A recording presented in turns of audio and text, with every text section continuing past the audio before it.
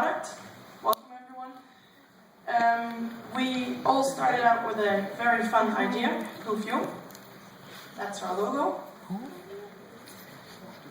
And this very small idea became a very big project, as most of you probably noticed during the last 13 weeks. And after a lot of hard work and a very long time, we are here to tell you all about the why, what, and the how of our product, Poofume. So, first I'm going to introduce my team to you. Okay, so first we have Jonathan Reuter. He's our logistics manager, and he's from Holland, and he likes to play poker in his spare time. And second, we have Malona. She's head of research. She's from Indonesia, and she likes to watch movies. Then we have Ilhan. She's the finance director. She's from England, and she loves cheese. Now Sharitza. She's our marketing director. She's from Seba, that's in the Caribbean, and she likes to play in the sun. Now, I'm Tessel. I am the general manager, and I'm from Holland, and I love to ski. Now I'm going to give the word to Jonathan, who's going to explain you all about the why and the what of our product. Okay, why did we start this project? Well, we all know how the body works, and when someone takes poop, you know it smells, and the smell can be uncomfortable, even horrible, and embarrassing to you and people around you. And we thought there must be a solution for this. And after, is the solution better than the normal air fresheners? And after a brainstorming session, we found the solution. Poofume, which is poo plus perfume makes Poofume.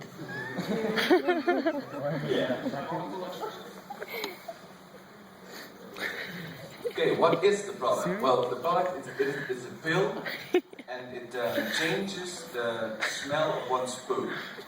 And, well, we have several smells like apple, grape, orange, a neutral, also a neutral smell here, Chanel perfume, roses, maybe even chocolate if you like, or banana. All in all, it will make your poop smell delicious.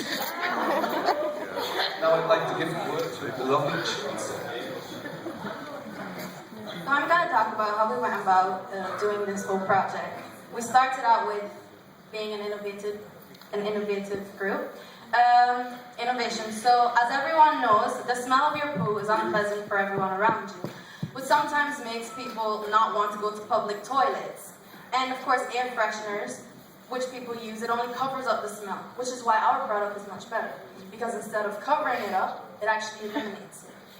And we decided to go with something that was completely unheard of, rather than improving something that already exists.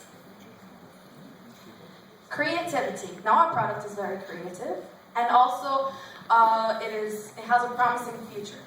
Our product is something that has a lot of value because persons will want to use it so that it makes them more comfortable to go to public toilets. And the reason why we did this was because the main goal for this was to think out of the box. So it had to be fun, it had to be usable, and it had to be new. Research. We have a research team by the name of Vitamin Kings in Amsterdam, and they helped us to figure out and make the exact product in which we wanted, which was a product that is biologically digestible, biologically degradable, and as usual, vitamins digest in the stomach. These were not to digest in the stomach, but in the intestines, so that it could have more effect and it could mask with the poo to give you the Poofume smell. Okay, our target group. Well, we have two separate target groups, one of which is you, students. And we think, well, students are very self-conscious, so we think that a product like this will suit you very well. And on the other hand, you have another target group that is adults who work in a public environment, who come to a lot of public places, and who travel a lot. So people who, if you're on a plane a lot, then you want to maybe perhaps not smell a bit better. But these people need different approaches. Students, well, for students you can advertise here in schools, schools related to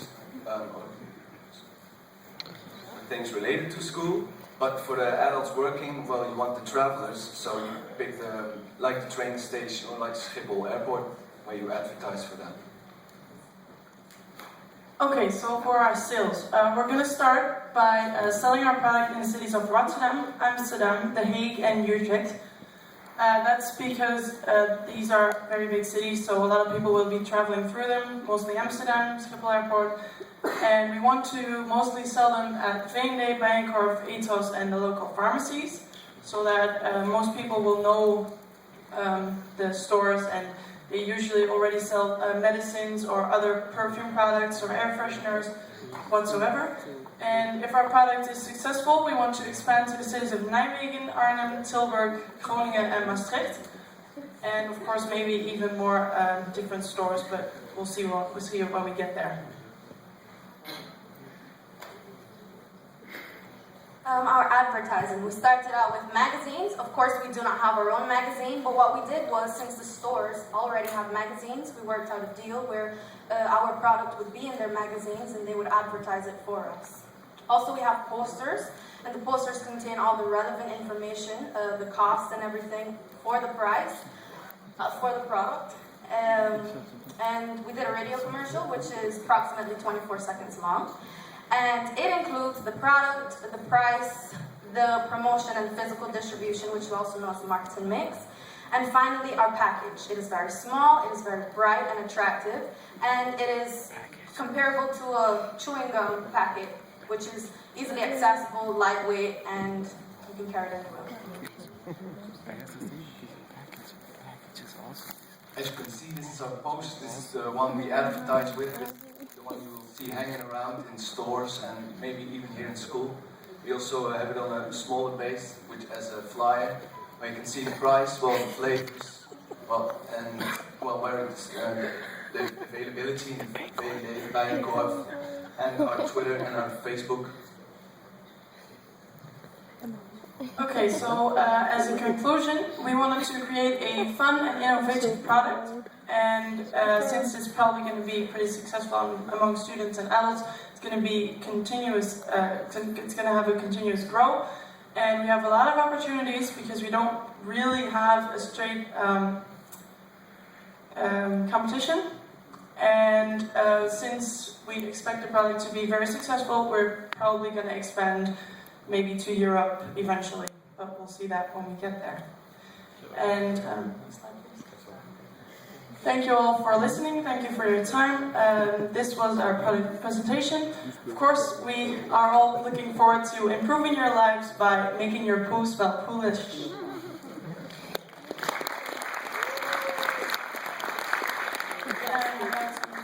To the jury as a reminder of our presentation. And no, it's not bribery.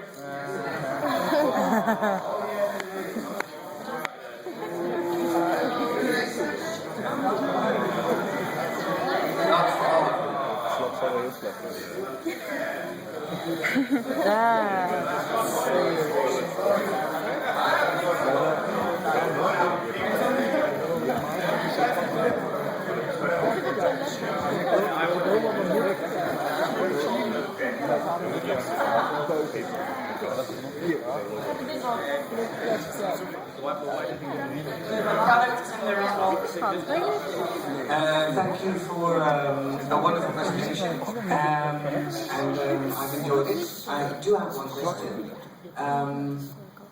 If I'm not mistaken, a healthy person, I'm just counting, right? A healthy person would produce poo, let's say, once a day, right? Which means, and I'm surprised at your target group, because I can't imagine that a student would be spending €50 a month on his budget to actually sort of be nicer to other people. Oh, it's not €50 a month, it's 8 pills per pack, and we sell them for $12.50, so you can use them like 1.5 weeks. And it's not that you have to use them every day, just when you like go out in public or to a train station or whatever, and you have to go to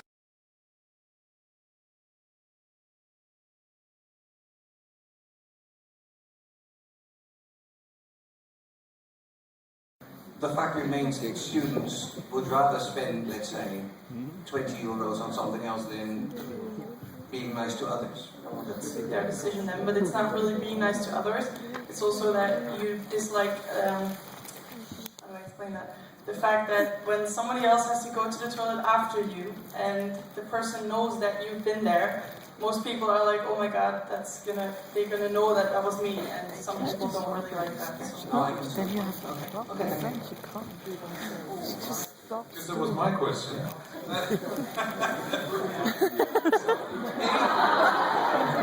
What's that one for?